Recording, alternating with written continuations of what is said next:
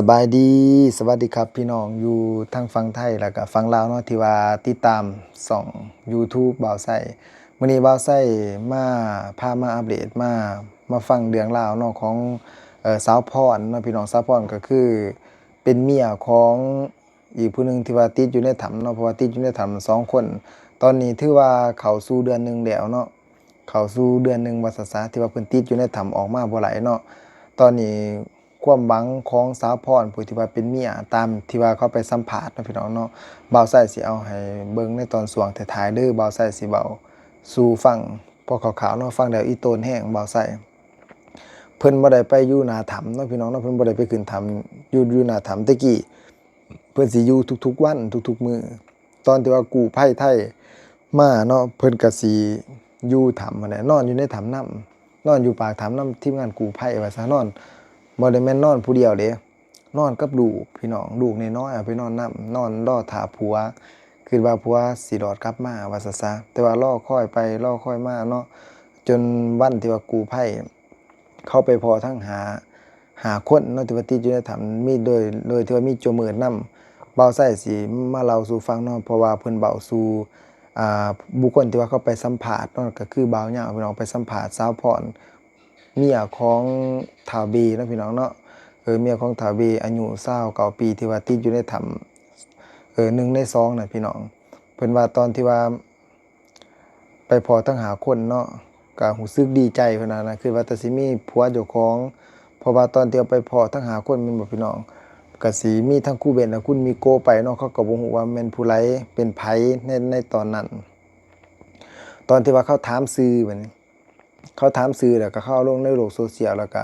ในตอนนั้นตอนแรกเนาะที่ว่าน้องชายของท้าวเบที่ว่า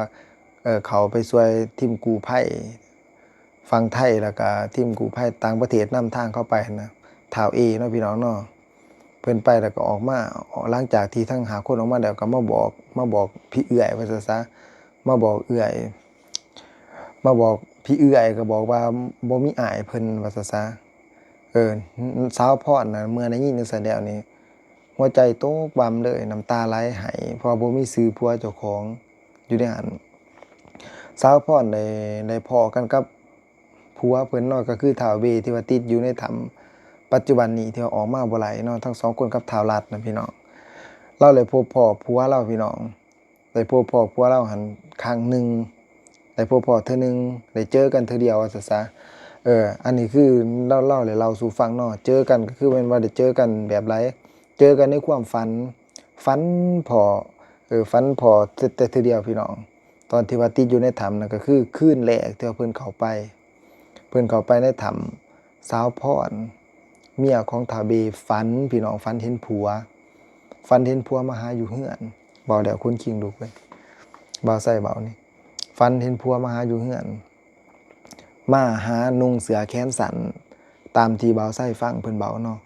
นุ่งเสือแขนสั้นมาหาอยู่เฮือนย่างมาฮอดเฮือนส่งเสือนี่เปียกเบิดเสือหั่นพี่น้องตามที่เพิ่นสาวพรเพิ่นเว้าสู่เข้าไปสัมภาษณ์เพิ่นนะว่าซะส่งเสือเปียกเบิดมาฮอดแล้วก็บ่เว้าอิหยังนั่งสาวพรก็สิหาน้ำหาหยังกินนี่เนาะเอิ้นเขาเฮือนก็สิบ่เข้าประมาณนี้แหละพี่น้อง ส่งเสือนี่เปียกเบิดถามหยังก็บ่เว้าผู้เข้าก็ย่างหนีเลยจักแม่นย่างไปไสบ่จักผัวก็พอดีมิดไปเลยฝันพ้อแต่มื้อนั้นมื้อเดียวมื้อที่ว่าติดอยู่ในถ้ำพี่น้องนี่คือการที่ว่าเพิ่นได้เจอผัวเพิ่นครั้งแรกก็คือเจอในความฝันพี่น้องแสดงว่าเพิ่นเนาะพี่น้องเนาะที่ว่ามาน่าสิมาบอกให้แหน่ว่าบ่ได้ออกเด้อนะสมมุติว่าจั่งซี้แหละสำหรับลางบอกเหตุก็คือการฝันว่าซะ ถามว่าสาวเวเพิ่นโอ้บ่แม่นสาวเวเนาะพี่น้องเนาะสาวพรเนาะที่ว่าเป็นเมียของท้าวเวที่ว่าติดอยู่ในถ้ำครับเพิ่นมีความหวังบ่การรอคอยเพิ่นมีความหวังบ่ตอนที่แรกก็มีความหวังอยู่แต่ว่าตอนนี้กู้ภัยกลับไปแล้วเนาะก็ความหวังก็จะเบิดไปว่าซะเปอร์เซ็นต์ที่ว่าคิดว่าผัวยังรอดก็คือ30 70เนาะพี่น้องเนาะก็บ่ฮู้ว่าสิเป็นจังไดหันนะแต่ว่าเพิ่นได้ไปเบิ่งในสิ่งที่ว่าตาแนมบ่เห็น ไปเบิ่งหมอดูหมอเล่าหั้นนะพี่น้องเขาก็บ่บอกแล้วเดี๋ยวนี้ว่ามีชีวิตอยู่หรือว่าบ่มีเขาบ่อยากเว้าก็เขาก็น่าสิคิดว่าสิบ่รอดว่าซะสำหรับบ่าวไส้คิด หมอก็จึงบ่บอกหั้นนะเพราะเบาไปแล้วก็มันสิบั่นทอนจิตใจกันแต่ว่าเราต้องยอมรับความจริงเพราะว่าเขาติดอยู่ในถ้ำปานนั้นแล้วเนาะพี่น้องเนาะโอกาสที่ว่าสิรอดสำหรับบ่าวไส้ก็ยากว่าซะก็น้อยสุดๆสำหรับบ่าวไส้คิดได้แต่ว่าตอนนี้เนาะตอนที่ว่ากู้ภัยไทยยังอยู่หั่นสาวพรว่าความหวังยังมีหลายว่าซะยังมีหลายคือว่ากู้ภัยไทยสิช่วยแต่ว่าเพิ่นได้ถอนตัวออกไปแล้วในภารกิจการค้นหานี่ก็รู้สึกว่าเบิดบังเพราะปัจจุบันนี้อันนั้นทั้งเจ้าเมืองว่าซะเจ้าเมืองลองแจ้งเพิ่นบ่ให้เข้าแล้วเพิ่นบ่ให้เข้าไปในถ้ำเพราะว่าอีกอย่างน่ะก็คือเพื่อความปลอดภัยน้ำก็หลายเนาะพี่น้องเนาะน้ำก็ขึ้นการเข้าไปก็ลำบากเพิ่นจึงปิดบ่ให้เข้าเลยนะฉะนั้นเฮ็ดหยังก็บ่ไหลว่าซั่นซะก็มีรอคอยแต่ปาฏิหาริย์เฮาก็คิดว่าปาฏิหาริย์สิมีจริงบ่เฮาตามคลิปนี้เฮาตามข่าวนี้มาตลอดเนาะพี่น้องเนาะบ่าวไส้ก็ขอมีปาฏิหาริย์เนาะปาฏิหาริย์ก็คือคันว่ารอดลงมาได้ก็ดีว่าซั่นซะแต่ว่าตามเฮาคิดเนาะพี่น้องคนที่ว่าติดอยู่ในถ้ำเป็นเดือนบ่ได้กินข้าวบ่าวไส้คิดว่าคือสิรอดยากว่าซะอีกอย่างอากาศสภาพอากาศอีกหั้นนะบ่ต้องเว้าไปถึงดอกเรื่องลี้ลับอีหยังหั้นเนาะพี่น้องเนาะเรื่องลี้ลับครับเพราะมันก็ตามความเชื่อตอนนั้นเนาะหลายคนเขาก็เว้าเฮาก็ฟังไปบางเทื่อก็เชื่อเฮาก็พิจารณาไปนำว่าซะสิ่งใดควรเชื่อสิ่งใดบ่ควรเชื่อแต่ว่าก็บ่ควรลบหลู่เนาะก็บ่ควรลบหลู่แต่ว่าอาชีพของเขาพี่น้องตามที่ว่าอ่าบุคคลที่ว่าเขาไปสัมภาษณ์เขาถามเนาะเขาถามสาวพรนะก็คือบ่าวยาวเพิ่นถามว่าอาชีพเฮ็ดหยังก็คือหาของป่าแล้วก็ไปฮอนค่ำไปแต่ละเที่ยวละเท่าใดก็ย้อนว่าครอบครัวบ่มีเดี๋ยวจึงไปเนาะไปเทื่อหนึงได้อยู่ประมาณ2ล้านหรือว่าล้านปลายถ้าว่าเป็นเงินไทยก็เที่ยวละ 2,000 หรือว่า 3,000 เนาะพี่น้องเนาะหมู่บ้านน่ะเขาสิเฮ็ดแบบนั้นกันเบิดทุกๆคนเด้บ่ว่าตั้งแต่ครอบครัวเราเขาสิเฮ็ดเบิดแบบนั้นแต่ว่าเพิ่นบัดนี้เพิ่นไปในถ้ำมันแม่น3เทื่อว่าซะซะเข้าไปในถ้ำเทื่อที่3แม่นติดอยู่ในถ้ำตามที่ว่าเมียฮู้ว่าซะซะเมียบอกก็คือสาวพรเพิ่นเว้าสู่ฟังเข้าไปในถ้ำเทื่อที่3ติดแต่ว่าสำหรับเจ้ามื้อแม่น7เทื่อที่ว่าเข้าไปเทื่อที่7ติดอยู่ในถ้ำคือกันเนาะตอนที่ว่าอันนั้นสาวพรเนาะพี่น้องเนาะเพิ่นได้เล่าสู่เฮาฟังนั่นก็คือตอนที่ว่าผัวเพิ่นเข้าไปพี่น้อง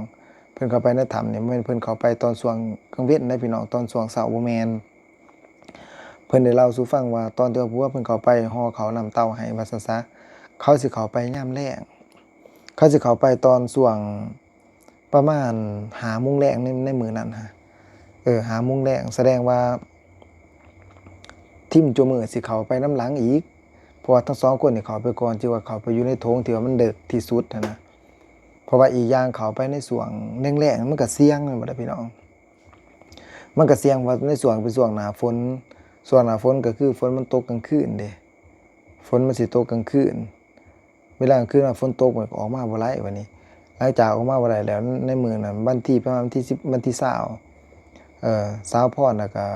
ญาติพี่น้องนั่นแหละที่ว่าติดอยู่ในถ้ำก็พากันไปหน้าถ้ำเอาเครื่องจักรไปดูดน้ำออกก็ได้บ่หลายหรอกวันนี้เขาก็เลยเอาลงโซเชียลพี่น้องอยู่ทั้ง5คนในว่าซะที่ว่ารอดออกมาเข้าลงโซเชียลวันนี้มันก็เป็นข่าวลั่งไปเด้อพี่น้องลั่งไปจนกู้ภัยเข้ามาซอยว่าซะกู้ภัยเข้ามาซอยกู้ภัยไทยเข้ามาซอยจังว่ามีปาฏิหาริย์ก็คือรอดมาได้ทั้ง5คน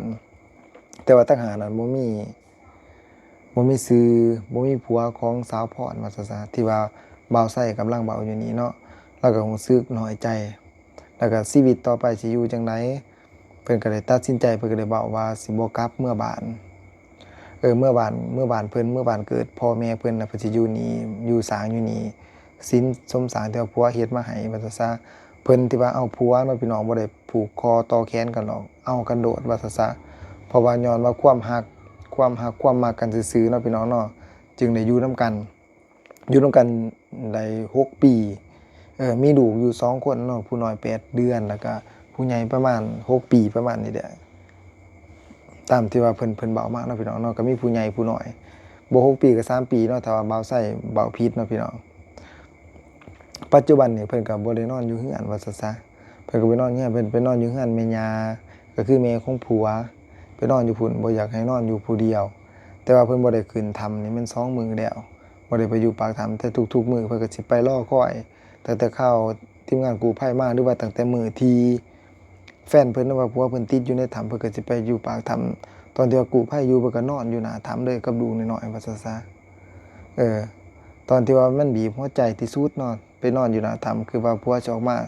เห็นทั้ง5คนออกมาเขาก็ดีใจเราก็ดีใจคือกันแต่ว่าสุดท้ายแล้วบ่มีชื่อของผัวเราอะนะเราก็รู้สึกน้อยเนื้อต่ำใจนั่งไห้เลยนะว่าซะซะ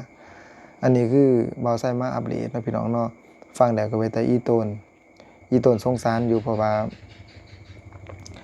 คนที่ว่ารอคอยเนาะว่าซะเสาหลักของครอบครัวก็จากไปว่าซะออกมาบ่ไหลเราก็ต้องแบกภาระลูก2คนที่หลังที่ว่าเฮือนเราอยู่ก็แบบนี้แหละเนาะบ่าวไสสิเอาให้เบิ่งเด้อพี่น้องเด้อเดี๋ยวมาฟังคลิปนำกันเนาะตอนที่ว่าเข้าไปสัมภาษณ์เราบ่าวไสตัดมาเป็นบางตอนน้อยๆให้เราได้ฟังเนาะพี่น้องเนาะประมาณ1นาทีฟังนำกันเด้อพี่น้องน้องมีความหวังอยู่บ่ตอนนี้เพราะว่าตอนนี้บ่มีความหวังหยังเลยทีมกู้ภัยเมื่อหมดแล้วตอนทีมกู้ภัยอยู่ก็ยังมีความหวังอยู่เพราะว่าเขาเจ้าจะค้นหาให้ แต่ตอนนี้น้องเคยฝันเห็นบ่ พันเห็นเทื่อหนึงตอนเมื่อเราติดทำอิฐเลย ฝันเห็นว่าได้ได พันเห็นแต่ว่าเรามาเรานุ่งเสื้อแขนสั้นแล้วก็เปียกเรามาแล้วก็บ่ปากต่อน้องเพราะว่าเรามาแล้วเรานั่งโดนแล้วเราก็ลุกน้องถามว่าสิไปใส่เราก็บ่ตอบแล้วก็ไปเลยน้องพันเห็นแบบนั้น น้องคิดว่าเพิ่นยังมีชีวิตอยู่บ่ตอนนี้ก็ยังคิดอยู่แต่ว่าบ่เต็มร้อย50โอ้ยเพิ่น50-70%นึงเนาะโดย30หรือว่า70เนาะโดยเฮ้ยปู่มาแทนอะไรปู่ อันนั้นมันไผ หลานสาว อุ้มได้บ่ลูกอุ้มได้บ่เฮ็ดคนทำกันอุ้มกันบาดเฮ็ด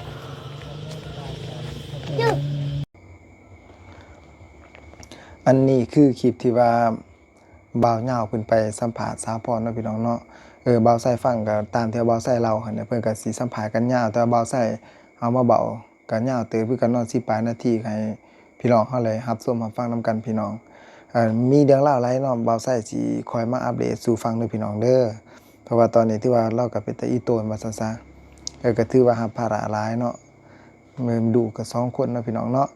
เป็นจังไดก็เป็นกำลังใจให้เพิ่นเนาะพี่น้องเนาะสู้ๆเนาะชีวิตของคนเฮาเนาะถ้าว่ายังมีลมหายใจอยู่ก็ดิ้นรนเนาะสู้ต่อไปพี่น้องขอบอกขอบใจพี่น้องที่ว่ากดติดตามบ่าวไสแล้วก็ฟังบ่าวไสจนจบเนาะพี่น้องเนาะขอบใจได้หลายสวัสดีครับ